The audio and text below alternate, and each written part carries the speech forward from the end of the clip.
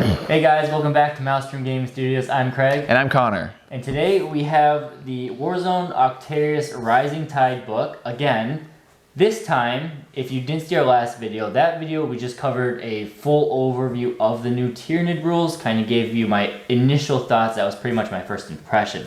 This video we'll be going over 8-ish power combos, as I will be calling them, that I have delved into with this book. I think there are things you should consider in your list.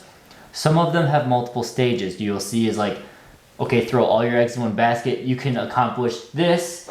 You might have to scale them down for practicality purposes, but just some things to keep in mind when building new lists with the Leviathan supplement. Maybe the extremes of what you could do. Extremes, absolutely. But still, it's crazy to do the math here and see just how much damage that they can put out. So before we dive into this video, please, if you haven't already, subscribe to the channel for more content from us. Like the video to help out in the algorithm, because that is almost more important than subscribing. And if you are looking to support our channel a little bit more, consider becoming a member. We have, oh wait, this is going out on Friday. Sneak peek, members coming out on Friday. On Monday, you'll see a video, but consider supporting us. Nonetheless, we do have the Etsy shop too, and we're looking to add more things to that. Now, with all that out of the way, let's dive into this power combo video. Cool.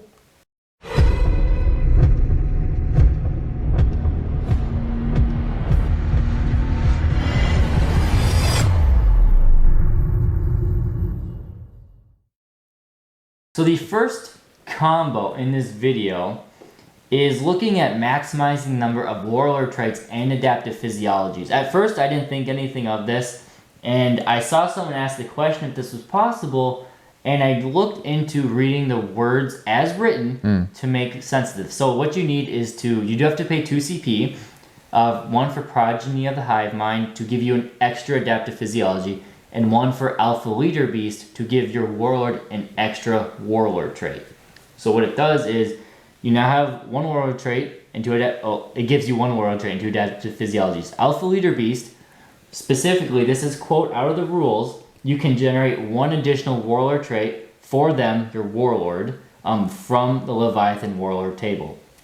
Then, adaptive physiology rule states, rather than determining a Warlord trait for that model, you can instead select an adaptive physiology for 1 Tyranid unit.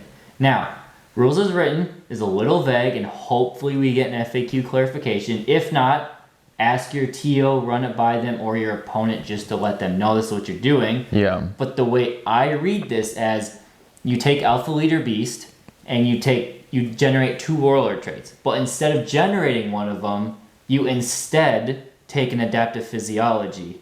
So explain the confusion from the start. So what's the confusion? Some people could say that maybe Alpha Leader Beast only lets you take 2 Warlord traits. And you cannot replace them with... You couldn't replace one of them with... adaptive physiology. But that could be some confusion. I think rules as written, instead of, you are still generating a second Warlord trait, you're just not... giving it up? You're just not... Yeah, well, so you generate 2 of them. Yeah.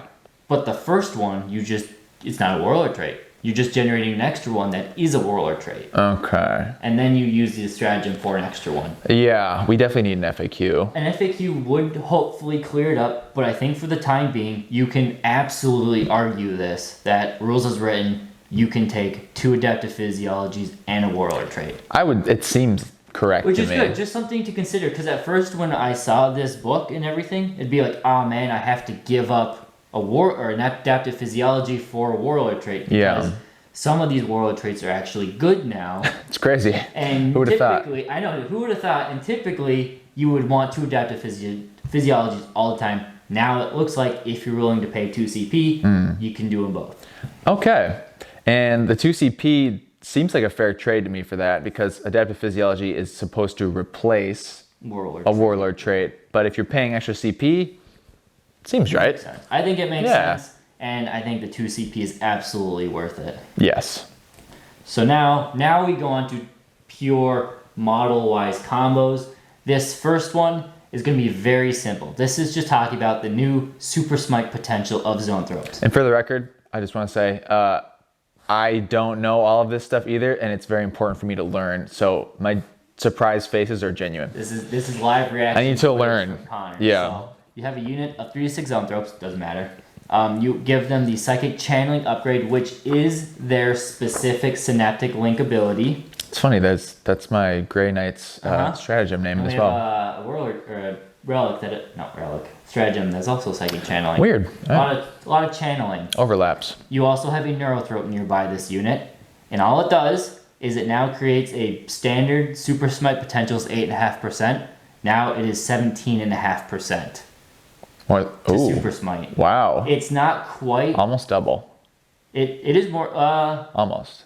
No, it's more than double. More than double? Because that's 16, 17. Oh, you're right. More than double. It is more double. 17.5% is still not great. That's like a 1 in 6 chance. That's like complaining about sometimes someone just gives you free chocolate. Yeah. You know what I mean? Sometimes. So, and all it is just 10 points. Jeez. Because you're probably going to have your Neurothrope by your Zoanthropes anyway. You always do. So for 10 points, you're basically going to double your chance to Super Smite. Oh my. Let's ask, hey Google, what is 1 divided by 6? I'm lazy. 1 divided by 6 is approximately 0.17. Look at that. So it is 0.5% better than a 1 in 6 chance. So basically, yes, a 1 in 6 chance of Super Smiting. Yikes. So that's just something I want to point out there because you guys know me. I love my Zoanthropes, and when I saw this, I'm like, oh, that's almost an auto take. They're already good. They're already good. Yeah. So a next pretty more self-explanatory one, don't worry, some of these do get more complicated, is Hive Guard. Hive Guard are the single biggest beneficiary of this book. They're also already, before this book, one of the best units in the entire codex. Absolutely. So, yeah. So now we have Swarm Leader to give them full rerolls. Mm-hmm. We have Relentless Fury to have exploding 6s to hit. And that's a 1 CP strat. Yep. And then you can choose which one you want. Each one does something, but there's obvious tax with each of them. Focal Essence, you have to have the Malacpetor. Okay. So it's a 170 point model. It can provide other things, but 170 points. AP or wound rolls of 6 are an extra AP. So now you're AP -3, which is really starting to punch through all vehicles. That really fixes one of their only downsides. The other downside it fixes damage. is rerolling the damage roll. Yes. Now you can more reliably chunk through 2 wound models en masse. And those are the same rule? That's the same thing. The Malacpetor does both. Oh my Which is goodness. Great, but you are paying for the Malacpetor. Does the 170 points include the 15 point? It does not. So that 185. is 185. But God, that makes them so much scarier. And the Malacpetor does do his thing of a 2 CP strat to subtract 1 from damage on incoming fire in a 6-inch aura. It's pretty good. Which is good. Yeah. So that's the probably the prime one. Another one is Weapon Gestation from the Tervigon. So now you're paying an extra 200 points for the Tervigon, and this lets you reroll wound rolls of 1 and 2. Which with Hive Guard is everything. All your failed wound rolls. Unless you're shooting a knight. Unless you're shooting a or knight. a land raider. Or something with a land raider, something Toughness with 8.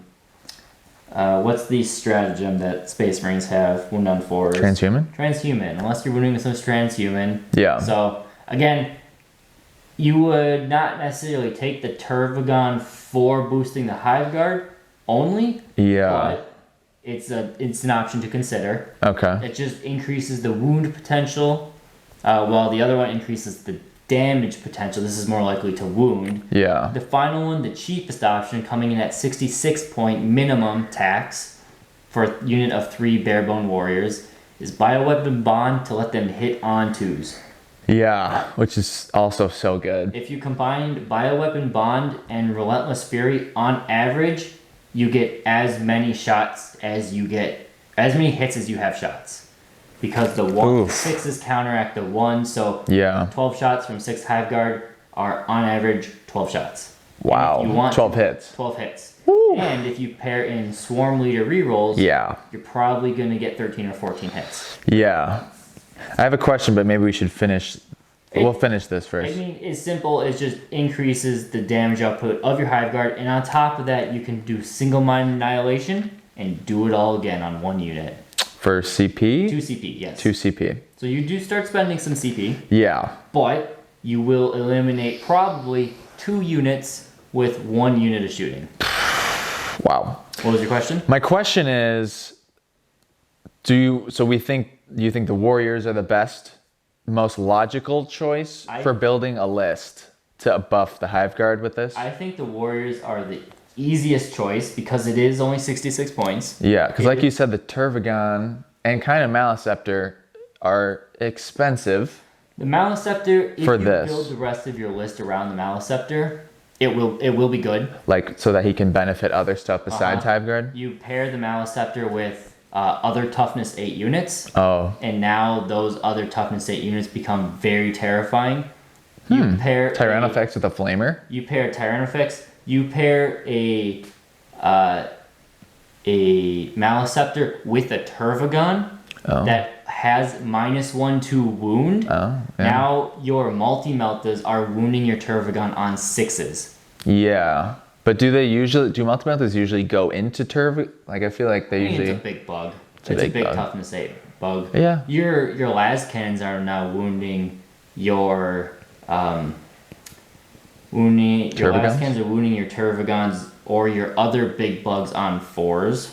It's crazy. 5s. Sorry, on 5. With the synaptic link thing? Or with the stratagem of the Malacpetor. Stratagem, okay. Yep. And then synaptic link is just a bonus on top with the, Okay. So there will definitely be a list using, and we will do a deep dive on the Malacpetor itself. Yeah. And because he has now opened up a whole world of options. He's got stuff now. There will be some Death Star monster units surrounding a Malacpetor to be just absurdly durable. Cool. But that's the Hive Guard. Yeah. Not the Malacpetor. He'll come later. But that's the Hive Guard. Just watch out for them if you're against them, but make sure you're using them because they are terrifying. Yes. Now we're going to get into some more combat-oriented bombs. Fun. The first one is the Genestealer Bomb. And this combines a lot of things to make them absolutely nasty. Yeah. So first you take a block of 20 Genestealers. You give them Swarm Leader rerolls, so full rerolls. To hit. Yep, to hit. Relentless Fury on Genestealers is 2 CP. And that's the only thing it's 2 CP on. Correct. But it does give them Tesla 6s in combat, so 2 for every 1. Wow. You then give them a Broodlord to hit on 2s. And you give them the Tyranid Prime bonus of Unchecked Ferocity, so 6s to hit auto wound. And if you are really feeling like you want to spend the CP, 3 CP to fight again. So you can do You're crazy. the following things below twice. Now, probably the second roll isn't as powerful because you're probably going to lose models, but still, this is what 1 volley does. So hitting on 2s from the Broodlord, 2 extras on 6s, and 6s auto wound on average. And you re-roll. This is with the rerolls and everything. Okay. On average, it is 15 auto wounds and 92 additional hits. Additional as in other hits that go through. Wow. 90 from 20 guys. From 20 Genestealers. And the 15 auto wounds are AP -1. Yep. And right? They are AP -1. Which is great. The 92 auto hits are going to be AP -1 or 4. And with the... Wow. It is absolutely nasty what they can do. It's gone. Never mind. Well, we tried. It's okay. We had to change batteries. 15 auto wounds, 92 hits. So many hits.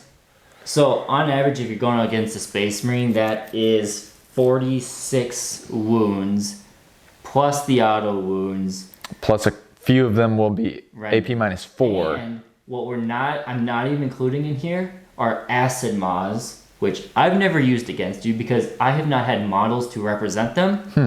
And I didn't use Genestealers as much as other people have. No. Now, I have painted up models to distinctly show that they have Acid Maws. What Acid Maws are just combat attacks that are always at AP -3.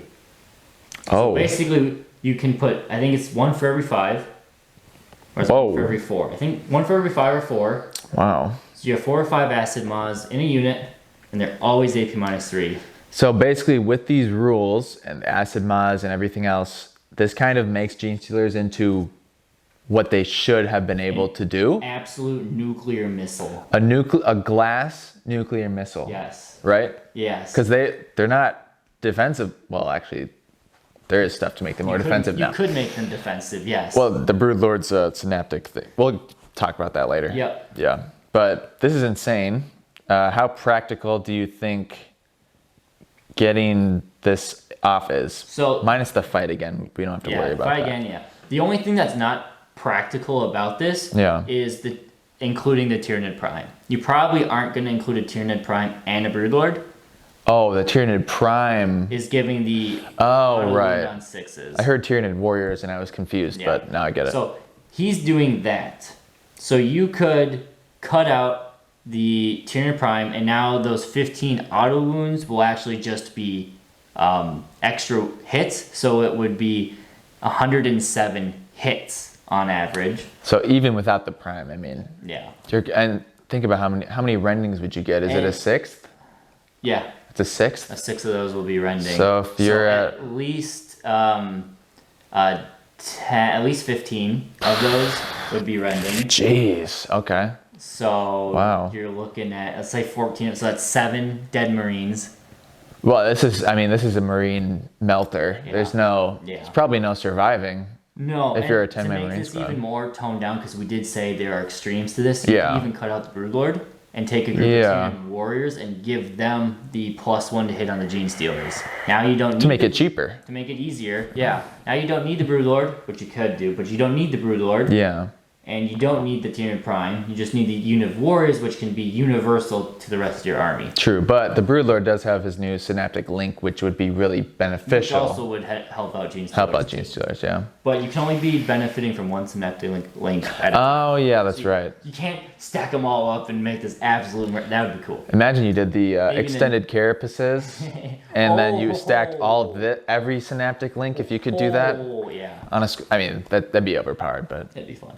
That'd be fun. Yeah, so that's a Genestealer Bomb. Cool. It is a lot of points. Yes. Because Genestealers are, like, a 10-man squad is 260 points, I believe. A 10-man squad? 20-man squad, sorry. It's 260 points. Okay, that makes more sense. So it is pricey. Is almost the price of a unit of Hive Guard. 6 Hive Guard. But, I mean, with this, the damage is there now. Damage is there. Wow. So if you're looking for something not as pricey, but still has some similar potent potential, let's go for the Hormaguant Bomb. Oh, fun. Very simple. So you get 30 Hormagaunts. Also the Swarm Leader rerolls. Much more important in this case than in the last one. Yeah. Relentless Fury is only 1 CP now. Yep.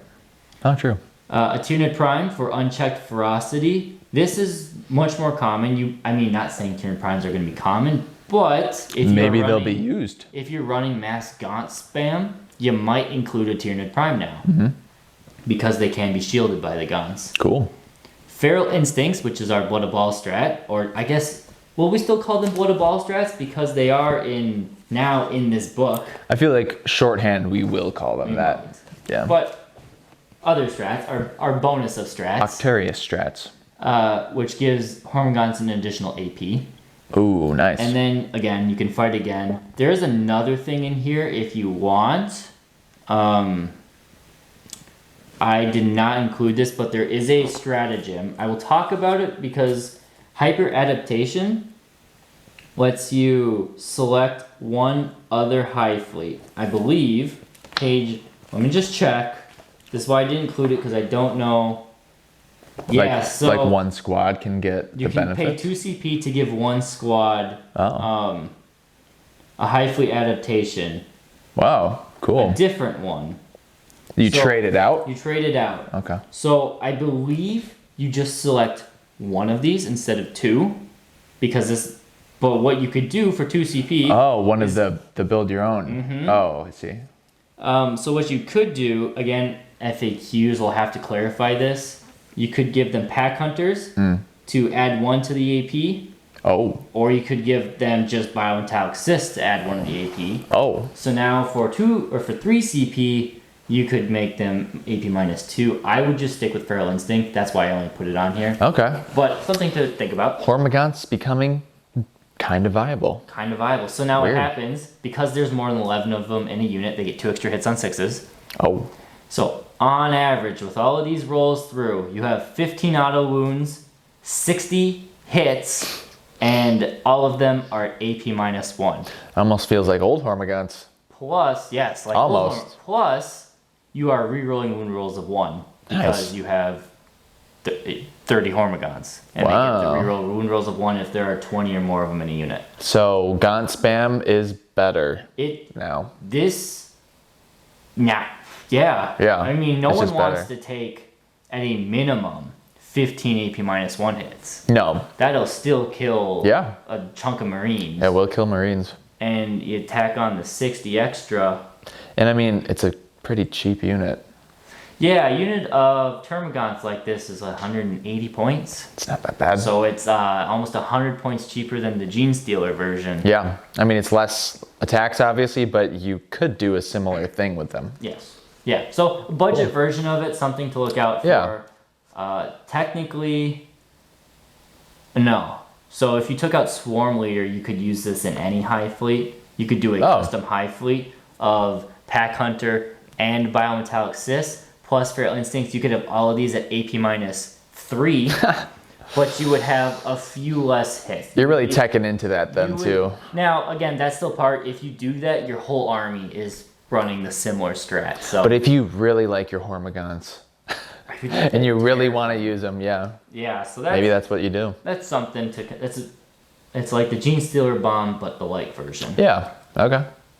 So, like we said, I was going to talk a little bit more about the Malacpetor because Yes. he is, and this is in the deep dive. There will still be in our deep dive. I just want to briefly touch on everything to think about with the Malacpetor. So, like we said, extra APs on 6s to wound. Rerolling damage and the 2 CP strat of the -1 strength to incoming shots of a 6-inch aura he spits out. And that's on anything near him? Anything within minus Titanic -1 units. And it's -1 strength. -1 strength. Which, yeah, I mean, that will be good for monsters, That for would be sure. big for toughness 8 monsters Yes. more than anything. Yes, definitely. I'm trying to see if I can find that strat. Just to read it off, it's... Yeah, Encephalic Diffusion. Nope, it's any Hive fleet. So it can go against your Titans too. Cool. So it is 2 CP, Yeah. but things to look out for, or to consider.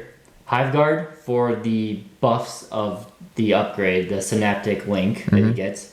Tyrannofexes are going to love this. Yeah. Because now their Flamers can go up to AP -2, and you can reroll that D3 damage. With their flame, they're usually AP1. They're usually AP -1. Oof, they're already scary with just AP1 too. That would be great.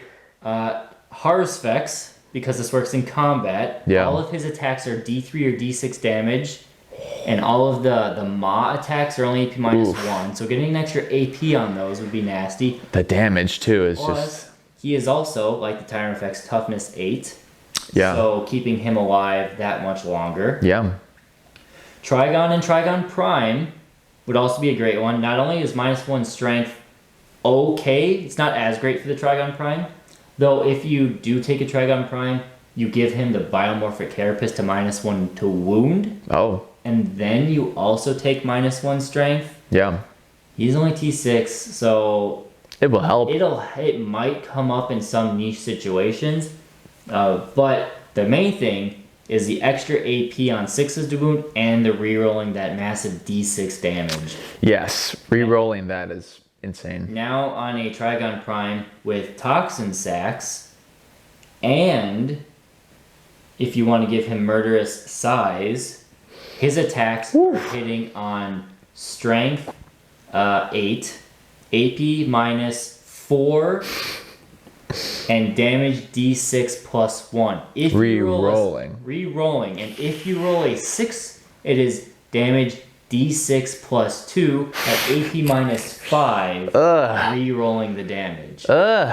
Think about that game I had. The Apocalypse game? In the Apocalypse game. If I could have re-rolled or had extra AP or... Yeah. It would have killed the big thing. Big thing. Yeah. Now, you will have to do some maneuvering because you do have to be within Synapse range to give this. But Yeah. being a Synapse creature will also kind of helps a bit. The range is 12, right? Because it's a 12. synaptic link Yep, in the command phase. in the command phase. So you could put in the command phase and then yeet the Slingshot. Trigon up the board and then you're good. So I like that for the Trigon Prime. It might not be the most competitive, but oh boy, is it fun. And finally, the Barbed Hero Duel. Extra AP on the shooting attacks is great because they're only AP -2. There too, okay. And then extra AP on combat attacks and rerolling the damage. Now it's D3 plus 3, so you're more likely to get 5 or 6 damage per swing, which is something. And the -1 strength on a toughness 8 Barbed Hero Duel is absolutely terrifying. Yeah. So. And you usually are going to have the Invone on him too. Yes. Wow. So Malacpetor, that's just. Do you have a Malacpetor? I don't. Wow, I'm guessing that's on your top of your list now, isn't it? I am very much looking for a Malacpetor. Part of me wishes instead of buying 6 more Hive Guard, I should have got a Malacpetor. They're, I mean, but probably the 2 standouts from this that you didn't have, you know. The 6 Hive Guard were dirt cheap for Hive Guard, so. And you know they'll be good in every game you use them. Yeah. So. Malacpetor seems great though. He seems great. Again, it does 185 points. He can do psychic stuff too. Yeah. And he can be targeted, so your opponent could focus fire him. He does have He's an Invone though. 4 or 5 up Invone. But he hits like a paper bag in combat. He's a support guy. He's support. Yeah. So, Malacpetor Deep Dive will be coming in the future, but this is, again, powerful combos you can pull off with him. Cool. Here. Next one is what I am going to be considering the new Exocrine Combo. The old one was, as you know, and still is a good one, is Symbiostorm from most likely a Neurothrope babysitting your Exocrine. That one did get nerfed slightly. Actually got nerfed by 50%. But it also is a rework though. Balanced. Yeah. Yes. So now you will always get it on unmodified 6s. You'll never get it on 5s, and you'll never not get it because of a -1 to hit. Right. This one, I'm not saying it's better, but I think it's a new combo to look out for. So that's the Exocrine with a Tervigon with Weapon Gestation, Relentless Fury, Swarm Leader rerolls, and if you want, I don't even think it's necessary as much now, Pathogenic Slime to increase its damage by 1. So, the way this works, the Relentless Fury for extra 6s, extra hits on 6s, Swarm Leader for the full rerolls, and Weapon Gestation to reroll wound rolls of 1 and 2. Oof. Which, when you're shooting Exocrine, you're most likely shooting infantry, it's always going to be wounding on 3s. Oof. So rerolling everything. Yikes. On average, against a target that is less than toughness 7, 11 wounds you get through. Assuming you double tap with him and he stood still, all those things. 11 wounds at damage. Damage 2 or damage 3 if you CP. okay. AP -3. Yikes. To a toughness 7 model, that's 9 wounds that go through, so 18 potential damage. And on a toughness 8 or greater model, that is still 6 wounds at AP -3. Man, that's so much. Now you do have to pay for the Tervigon, which is pricey. Yeah. She is a pricey one. But she can also sit on objectives. She can sit on objective. Yeah. She can babysit a unit of Termagants that can sit on objectives. One thing I learned recently, I don't know how I didn't know this. Units can now hold multiple objectives. It's been a thing in 9th edition. I had no idea. This whole time. I didn't know that wasn't a thing. In 8th edition, one unit you had to declare what objective you're. Wait, how can you even be on 2 objectives if they're far apart? If the unit's big enough, like think of a 30-man block of Gaunts.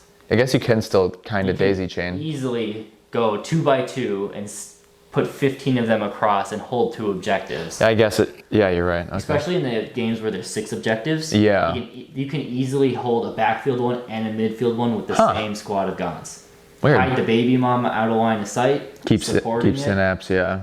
Okay. Cool. It would be, you'd have to tailor your list a little more towards it, but that Exocrine is terrifying.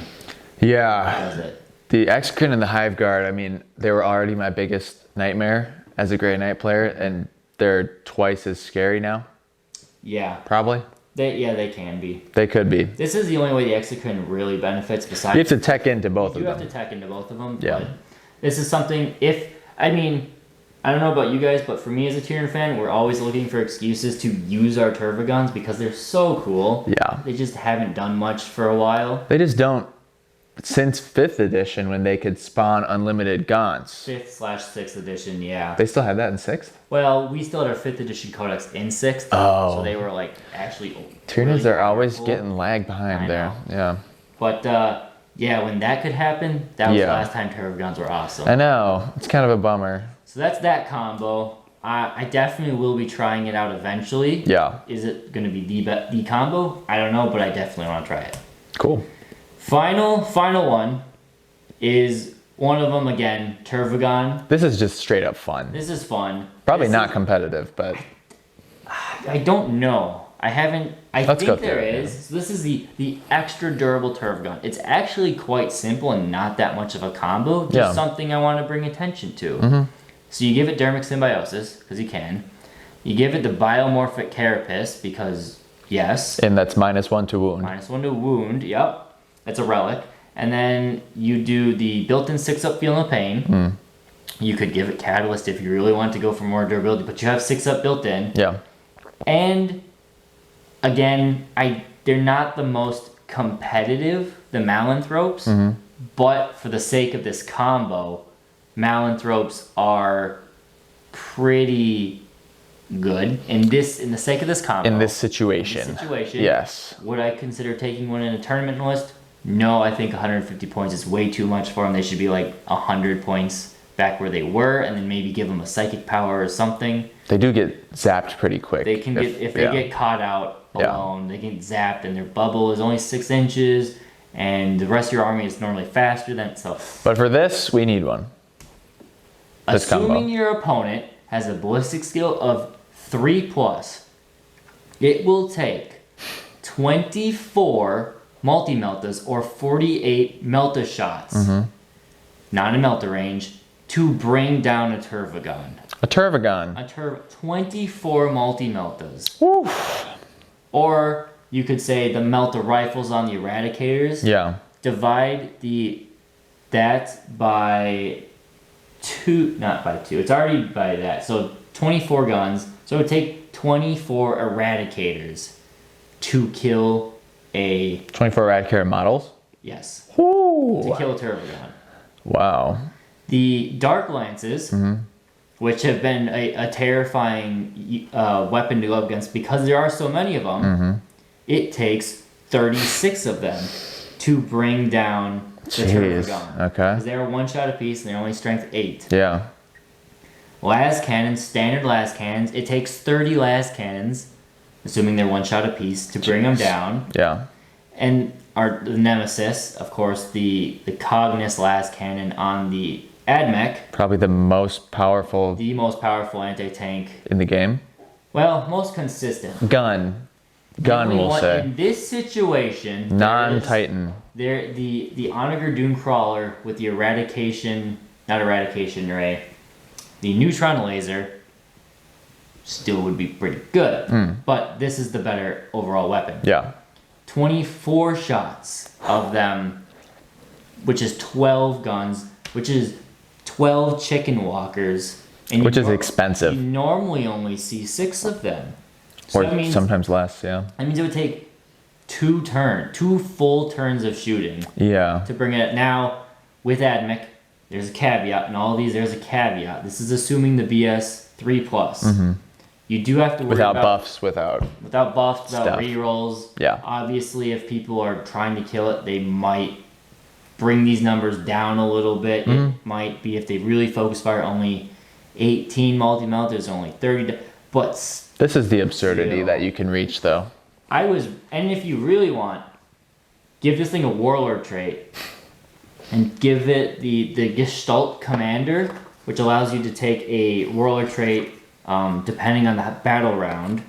You can Right. change it every battle round to match a different one, or you can keep it the same from another one. And you give this the Hydra one. So at the start of every turn, The healing? you roll a die for every wound you've lost, and on a 6 you get a wound back.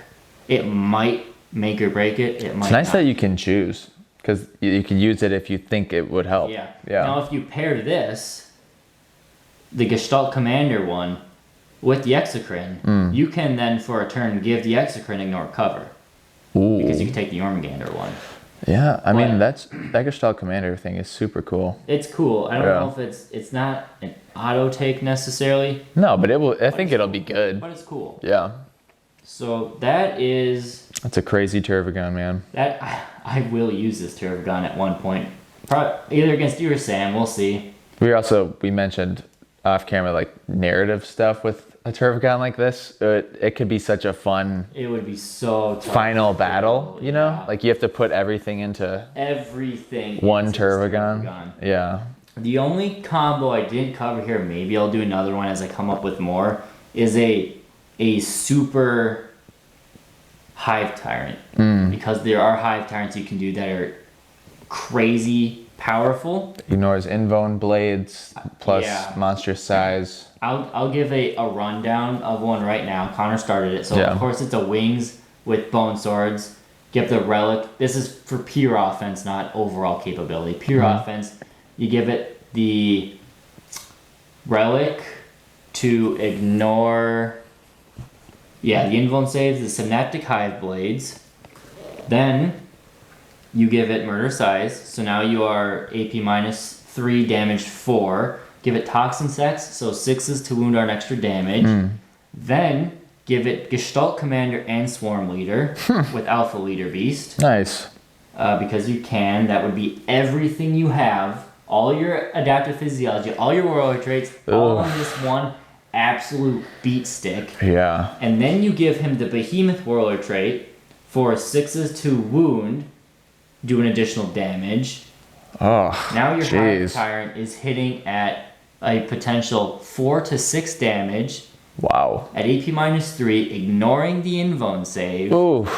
And you can give yourself full rerolls to hit, and with a command point, give yourself full rerolls to wound. That is the ultimate. And probably offense. It is all failed wound rolls with it, so you could, if you really want to, fish for 6s. Oh yeah. Because if you're going up against a model that only has 6 wounds, so you roll your first 5 wound dice, you didn't get any.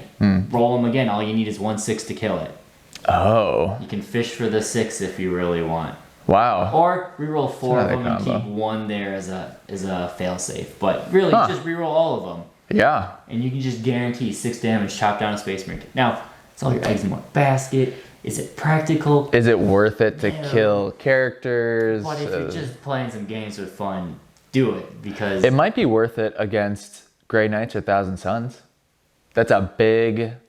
You can kill a Dread Knight in one shot. You can kill any Thousand Suns stuff. You negate one of their biggest advantages, which is their Invuln save. Yeah.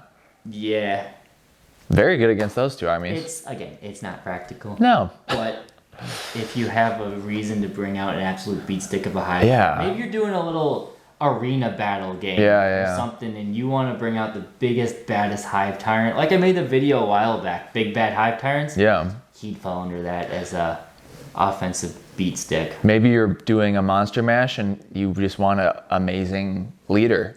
Like you just want the most offensive guy you can build for it. Like it's worth it. If you're going against Knights, he can. We'll have to roll some dice after this video. I'm curious to see what that thing. We could do, just to see. It's a lot. It's a lot. Yeah. So that is power combos.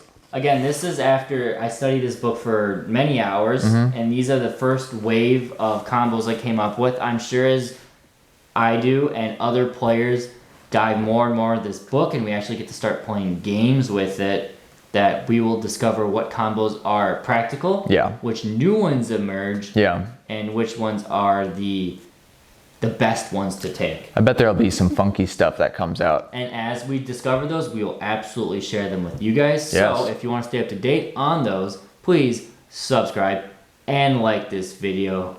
It will help us out, and you will stay up to date on what powerful combos we can come up to make these Tyranids back to the way they should be, as powerful as possible. I will say this, I don't know if Leviathan is now automatically the best. It's going to take some playtesting. I think they are as potential to be as good as Kronos, but if you see on my last tournament list video, that list is very nasty when played properly. It beats some really nasty opponents. Yeah. And I might tweak it to add in synaptic Hive Link or synaptic links. We'll have to see how much of it is worth it to give up, though. We were talking about what he could take out of it, and it's a very tight list. It's a very tight list. Yeah. So we'll have to see. We'll do some play testing, and we'll share our updates with you guys. Yeah. But thank you again for watching, and we'll catch you next time at Maelstrom Gaming Station.